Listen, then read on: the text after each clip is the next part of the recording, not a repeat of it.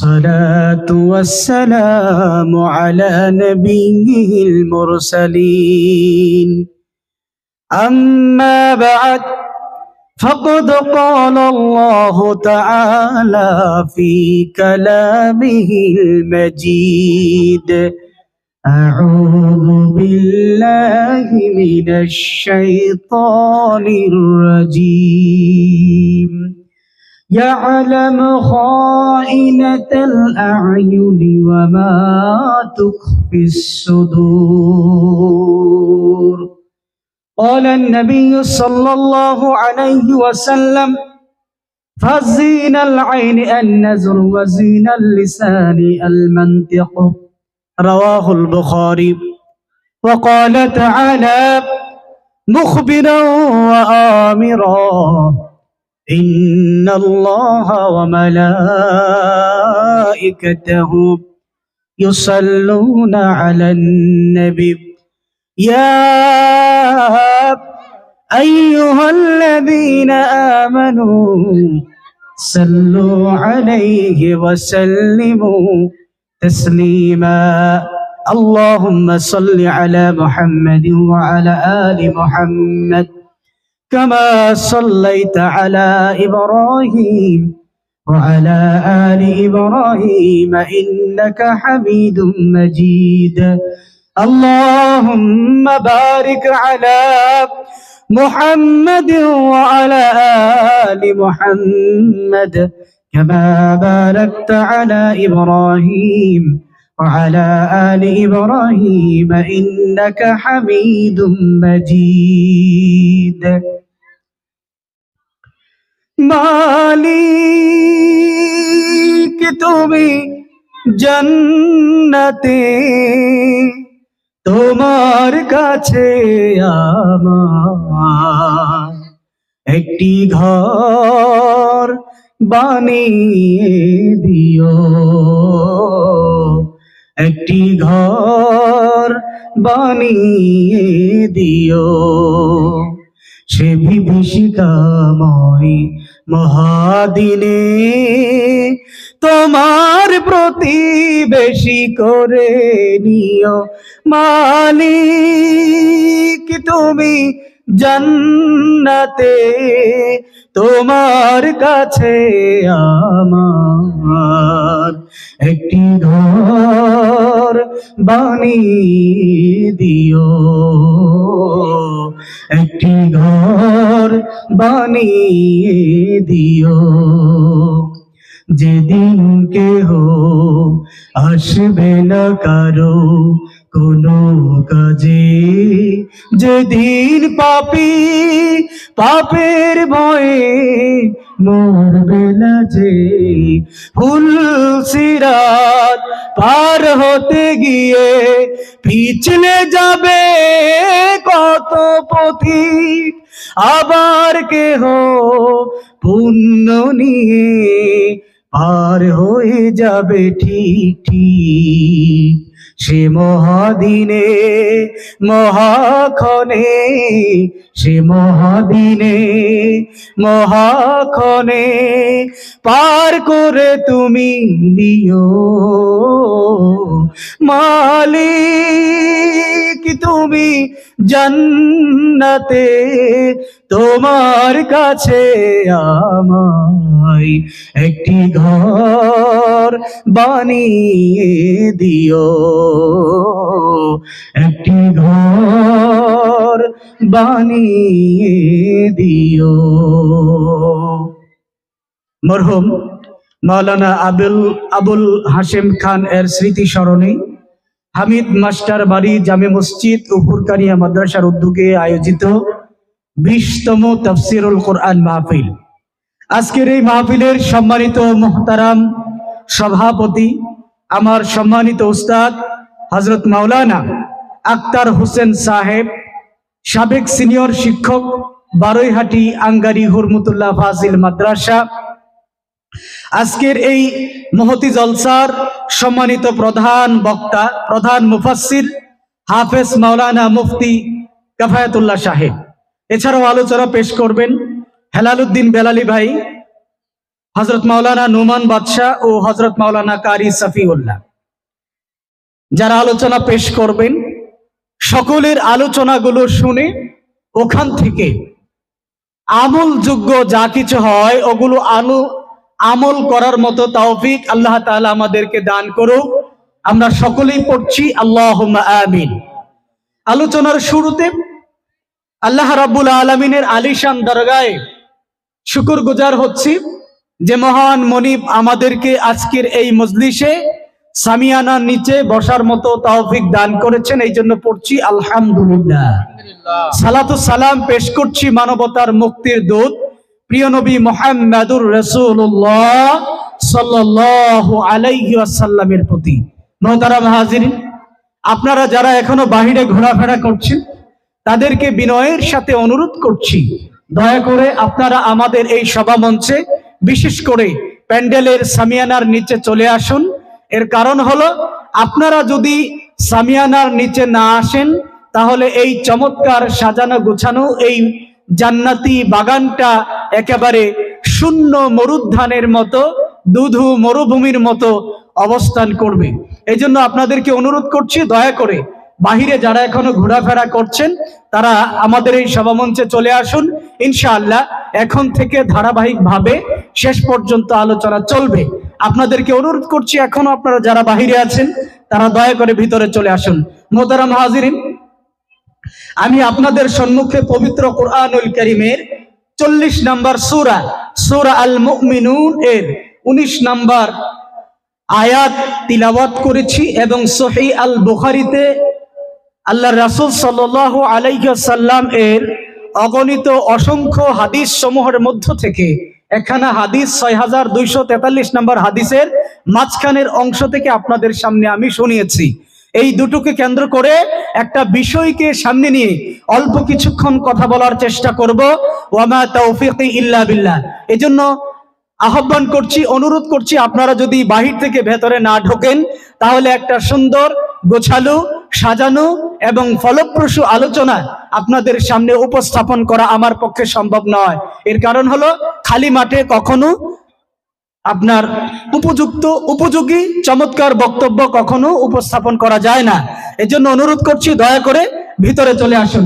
মুহতারাম হাজিরিন, আমি আমার বক্তব্য, আমার আলোচনা, আমার আলোচ্য বিষয় আপনাদের সামনে উপস্থাপন করার আগে ছোট্ট একটি রম্য গল্প আপনাদের সামনে উপস্থাপন করতে চাই এবং এই রম্য গল্পের মাধ্যমে আমি আমার আলোচ্য বিষয় আপনাদের সামনে উপস্থাপন করতে চাই। মুহতারাম হাজিরিন, একবার এক বাড়িতে কিছু এতিম, মিসকিন এবং ভিক্ষুকদেরকে দাওয়াত দেওয়া হয়েছিল। তো দাওয়াত দেওয়ার মধ্যে যারা দাওয়াতি মেহমান ছিল ভিক্ষুক, তাদের মধ্যে একজন ছিল জন্মান্ধ, একেবারে জন্ম থেকেই তার চোখ ছিল না, সে কোনো কিছু দেখতে পেত না। তো দাওয়াত খাওয়ার শেষে বাড়িওয়ালা বলল যে হুজুর, দাওয়াতের শেষে, এবং যারা এসেছে তাদেরকে বলল আপনারা বসেন, দাওয়াত খাওয়ার শেষে আপনাদেরকে দুধ খাওয়ানো হবে, আপনারা দুধ খাবেন। 1 গ্লাস করে দুধ আনা হলো, তাদের প্রত্যেকের হাতে দেওয়া হচ্ছে। কিন্তু দুর্ভাগ্যক্রমে ওই অন্ধ ব্যক্তি কখনো দুধ খায়নি, এই জন্য দুধ কেমন জিনিসটা তার জানা নেই। সে বাড়িওয়ালাকে প্রশ্ন করলো, ভাই আপনি যে আমাদেরকে দুধ খাওয়াবেন, তা দুধ জিনিসটা কি এবং সেটা কেমন, এটা তো আমি কখনো খাইনি, আপনি যদি একটু বলতেন। তখন বাড়িওয়ালা বলল, দুধ হলো এক ধরনের পানীয় যার রং হলো সাদা। এখন অন্ধ ব্যক্তি সাদা কেমন এটা তো সে জানে না। সে বলল, আচ্ছা বুঝলাম দুধ সাদা রঙের, এখন সাদা কেমন এটা তো আর আমি জানি না। তখন বাড়িওয়ালা বলল, সাদা হলো বগার মতো, আমরা বগ দেখছি না, বগার মতো। এখন ওই বেচারা তো বগাও কখনো দেখে নাই, বলে আচ্ছা বগা কেমন? ও বগা হইলো একটা পাখি, তার গলাটা একটু লম্বা, অনেকটা আমাদের কুনির মতো। এখন বলতেছে আচ্ছা কুনি কেমন? ওই বেচারা তো মহাবিপদে পড়ে গেছে, কুনি কেমন? পরে বলতেছে কুনি হইলো আমাদের হাত, এই যে তুমি দইরা দেহ, আতায় আতায় দেহ, কুনি আছে, কুনি কেমন? এখন এই অন্ধ বেচারা ওই হাতায় হাতায় কুনিরে দেখে, মানে বগার গলা দেখতে গিয়া কুনি দেখে, এখন তো কুনি তো দেখে সে বেকার হইছে। আচ্ছা বলেন তো এই কুনি কি খাওয়া সম্ভব? তখন এই অন্ধ ব্যক্তি বলতেছে, না দুধ তো খাইতাম না। কেন খাইতাম না? দুধ হইলো সাদা, সাদা হইলো বগার মতো, বগা হইলো, বগার গলা হইলো কুনির মতো, কুনি হইলো বেহা, তার মানে তার কাছে দুধ হইলো বেহা। কথাকে বুঝতে পারছেন? তার মানে হলো সে বলতেছে দুধ আমি খাবো না। কেন খাবো না? কারণ হচ্ছে দুধ খেলে আমার গলার মধ্যে আটকে যাবে, কারণ অত এমন বেহা জিনিস গলা দিয়া ঢুকবে না। আচ্ছা বলেন তো, এই অন্ধ ব্যক্তির ধারণা কি সঠিক নাকি ভুল? এর কারণ হলো ওই অন্ধ ব্যক্তির তো চোখের মধ্যে আলো নাই। যদি আলো থাকতো তাহলে এত পরিশ্রম করে তাকে বোঝানোর দরকার ছিল না। সম্মানিত হাজিরিন, যেই বান্দাকে আল্লাহ তাআলা চোখের নিয়ামত থেকে বঞ্চিত করেছে, সেই কেবল জানে চোখের মর্যাদা কতটুকু। আর আমাদেরকে, যাদেরকে আল্লাহ তাআলা চক্ষু দিয়েছেন, আমরা কোনোদিন চোখের মর্যাদা বুঝবো না। ঠিক কি না ভাই? তবে আমরা মাঝে মাঝে বুঝতে পারি, যখন আমাদের চোখ উঠে, চোখ যখন লাল হয়ে যায়, যখন চোখের মধ্যে কেতুর আসে, যখন আলোর দিকে তাকাতে পারি না, লাইটের দিকে তাকাতে পারি না, তখন আমরা বুঝি দুইটা চোখের কত গুরুত্ব। সম্মানিত ভাই আমার, এই দুইটা চোখে আল্লাহ তাআলা এই দুনিয়ার জমিনে আমাদেরকে দিয়েছেন। কেন দিয়েছেন? আমার উস্তাদ একটা আয়াত পড়েছেন, সেখানে আল্লাহ তাআলা বলেছেন, লাহুম আ'য়ুনুন লা ইউবসিরুনা বিহা। আমি তাদেরকে দুটি চোখ দিয়েছি, এই দুটি চোখ দিয়া তারা আমার কুদরত দেখে না, তারা আমার সৃষ্টি জগৎ দেখে না, বরং তারা এই দুটা চোখ দিয়া মাগরিবের নামাজের পরে বটতলা বাজারের মধ্যে গিয়া চা স্টলের সামনে বসে এক হাতে চা আর এক হাতে সিগারেট দুইটা নিয়া টেলিভিশন স্ক্রিনের সামনে উলঙ্গ নারীদের নাচ দেখতে দেখতে চা আর সিগারেট খেতে থাকে। এমন মানুষ আছে না ভাই? আল্লাহ তাআলা চোখটা দিয়েছিলেন তার কুদরত দেখার জন্য, কিন্তু ওই বেচারা কি করলো? নামাজ পড়ে মুসল্লি মানুষ একবারে টেলিভিশনের সামনে গিয়া চা আর বিড়ি হাতের মধ্যে নিয়া সে টেলিভিশনের উলঙ্গ নাচ দেখতেছে। এরকম মুসল্লি আমাদের সমাজে আছে না নাই? এই জন্য একজন কবি বলেন, আমগো দেশখান বইরা গেছে টিভি সিনেমায়, জোয়ান বুড়া ভোলা মাইয়া বেগুন মিলিসায়। আমগো দেশখান বইরা গেছে টিভি সিনেমায়, জোয়ান বুড়া হোলা মাইয়া বেগুন মিলিসায়। এটা একটা নোয়াখালীর গান। এখানে কবি বলতেছেন আমাদের দেশটা টেলিভিশন এবং সিনেমায় ভরে গেছে, বৃদ্ধ জোয়ান ছেলে মেয়ে সবাই একসাথে বসে টেলিভিশন দেখতেছে। কথা কি বুঝতে পারছেন? এরপর তিনি বলেন, নুনান্তে যার পান্তা হুরায় হেতের ঘরেও টিভি, রঙের রসের ঘরে বই বই চাই হিন্দি ছবি। একেবারে গরিব মানুষ, যার দিন আনতে দিন খায়, মানুষের বাড়িতে কামলা দিয়া খায়, হের ঘরেও গিয়ে দেখবেন একটা টেলিভিশন আছে। কত রঙের কত নাচন হেতারে দেখায়, জোয়ান বুড়া হোলা মাইয়া বেগুন মিলিসায়। এই টেলিভিশনের কারণে বর্তমান সময়ে চাষটল গুলোতে গিয়া এখন আর চোখটাকে ঠিক রাখা যায় না।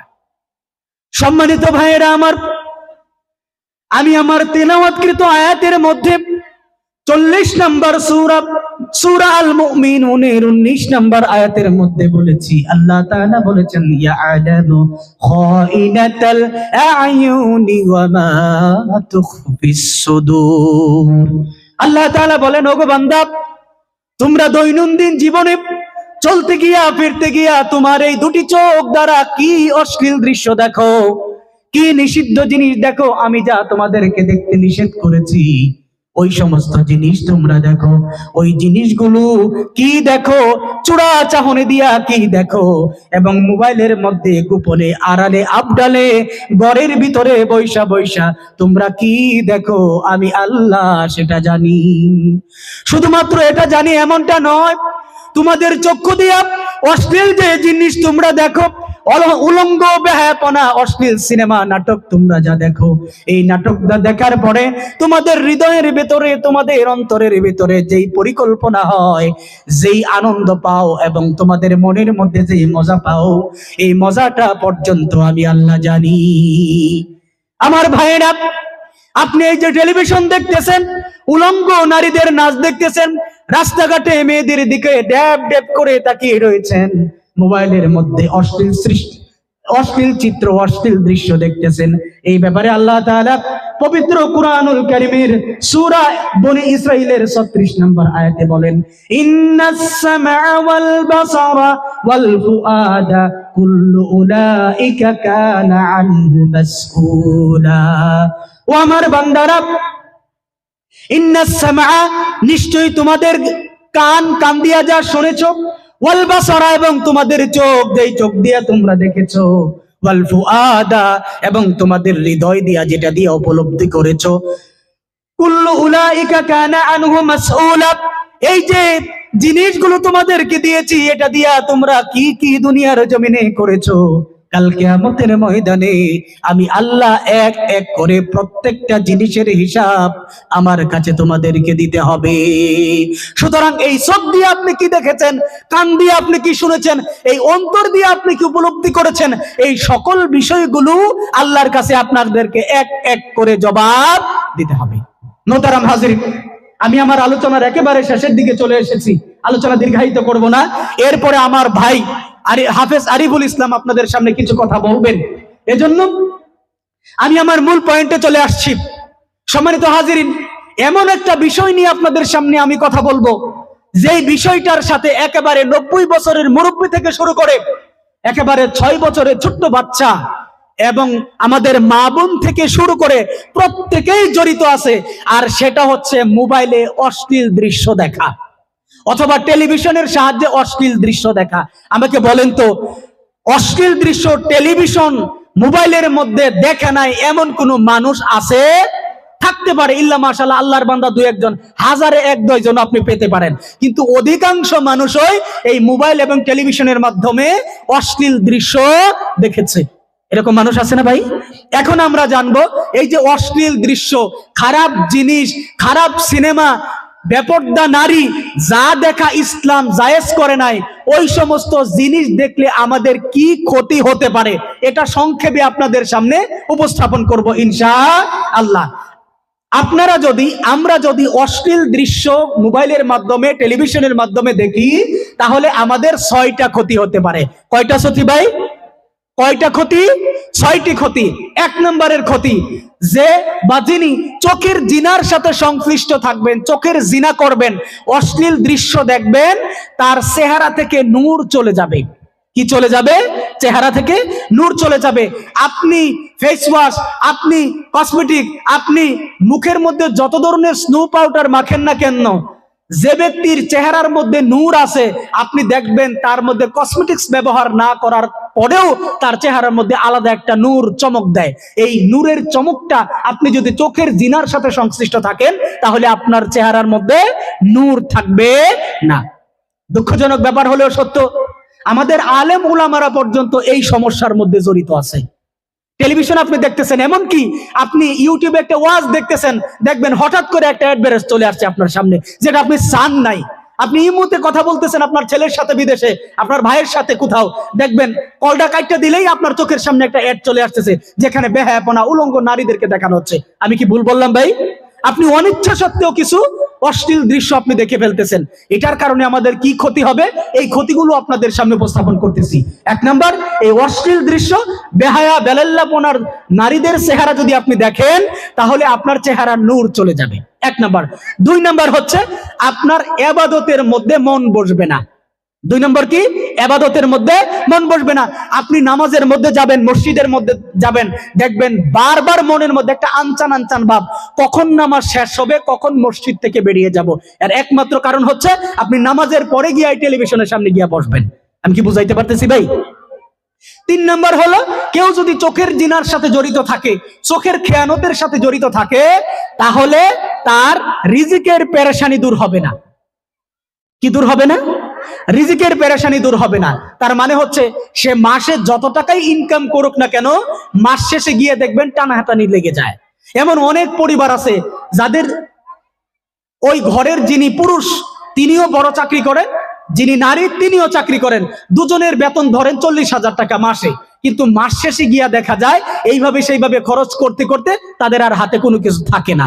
অপরদিকে একজন মসজিদের ইমাম অথবা এমন ব্যক্তি যিনি মাত্র অল্প কিছু টাকা আয় করেন, হয়তো 10,000 টাকা 5,000 টাকা, এটা দিয়ে তার সংসার চলে যাচ্ছে, আল্লাহ তাআলা চালিয়ে নিচ্ছেন, এটাকে বলা হয় বরকত। আপনি যদি চোখের জিনার সাথে সংশ্লিষ্ট থাকেন তাহলে দেখবেন মাস শেষে আপনার ইনকামের মধ্যে কোনো বরকত খুঁজে পাবেন না। কয়টা গেল? 3টা। 1 নাম্বার, চেহারার নূর চলে যাবে। 2, ইবাদতের মজা পাবেন না। 3, আপনার কি বললাম, রিজিকের মধ্যে আপনি বরকত পাবেন না। 4, সারাক্ষণ মনের মধ্যে একটা চিন্তা, পেরেশানি, টেনশন ইত্যাদি কাজ করবে। বর্তমান সময়ে আমাদের যুবকদের মধ্যে দেখবেন বেশিরভাগ ফুলাফানেই ফেসবুকের মধ্যে স্ট্যাটাস দেয়। কি স্ট্যাটাস দেয়? তার মনটা খারাপ। কি আর লাগে খারাপ এটা কইতারে না। আপনাকে জিগাইবেন মন খারাপ কারণ কি রে, কইতারে না মন কেন খারাপ। মানুষ পেরেশানির মধ্যে আছে, কি পেরেশানির মধ্যে আছে এটা সে নিজেও জানে না, কিন্তু পেরেশানির মধ্যে আছে। এই যে পেরেশানি, এই যে মানসিক দুশ্চিন্তা, এই যে টেনশন, এর একমাত্র কারণ হলো ওই ব্যক্তি চোখের জিনার সাথে জড়িত আছে। কথা কি বুঝতে পারতেছেন? তাহলে কয়টা গেল ভাই? 4টা গেছে।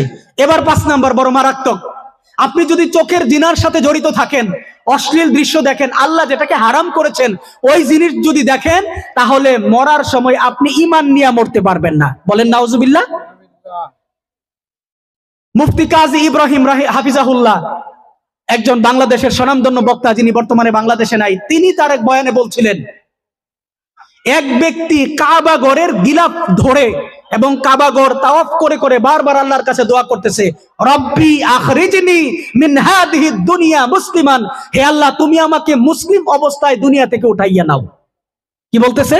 হে রব তুমি আমাকে মুসলিম অবস্থায় দুনিয়া থেকে উঠিয়ে নাও। পাশে ছিল কাবার খাদেম, সে বলতেছে, আচ্ছা ভাই ও হাজী সাহেব, আপনি বারবার একটা দোয়াই করতেছেন, আপনি কি অন্য কোনো দোয়া জানেন না? তখন এই হাজী বলল, হ্যাঁ আমি জানি, কিন্তু এই দোয়াটাই আমার কাছে সবচাইতে গুরুত্বপূর্ণ। এর কারণ হলো এর পিছনে একটা কাহিনী আছে, একটা ঘটনা আছে। এটা তুমি যদি জানো, এটা যদি তুমি জানতে, তাহলে আর তুমি এই প্রশ্ন করতে না। ওই খাদেম বললে, তাহলে কি কিসসা, কি কাহিনী সেটা বলো। তিনি বললেন, আমার এক ভাই 40 বছর বিনা বেতনে মসজিদের মধ্যে আজান দিয়েছে, আরেক ভাই 30 বছর বিনা বেতনে মসজিদের মধ্যে আজান দিয়েছে। 12 বছর কোনো ব্যক্তি যদি বিনা বেতনে মসজিদে আজান দেয়, তাহলে আল্লাহ তাআলা তার জন্য জান্নাত বরাদ্দ করে রাখেন। তাহলে 40 বছর আর 30 বছর। কিন্তু তার আমার দুনু ভাই মরার আগে কুরআনুল কারীম হাতে নিয়ে বলছে, আনা বারিয়ুম মিন হাদি সুফা, আমি এই কুরআন থেকে মুক্ত। তার মানে কোরআনের সাথে আমার কোনো সম্পর্ক নাই। তার মানে হচ্ছে সে ঈমানহীন অবস্থায় মারা গিয়েছে। আমি কি বুঝাইতে পারলাম? তখন ওই খাদেম প্রশ্ন করলো, কেন তোমার ভাইদের এই অবস্থা হলো কেন? তখন তিনি বললেন যে আমার ভাইরা যখন মিনারায় উঠে আজান দিত, ওই মিনারার আশেপাশে যে কয়টা বাড়ি ছিল, তারা ওই বাড়ির দিকে তাকায় থাকতো। ওইখানে কিছু মহিলারা চুল খোলা অবস্থায় থাকতো, কেউ গোসল করে দাঁড়ায় থাকতো, এইগুলো তারা দাঁড়ায় দাঁড়ায় দেখতো।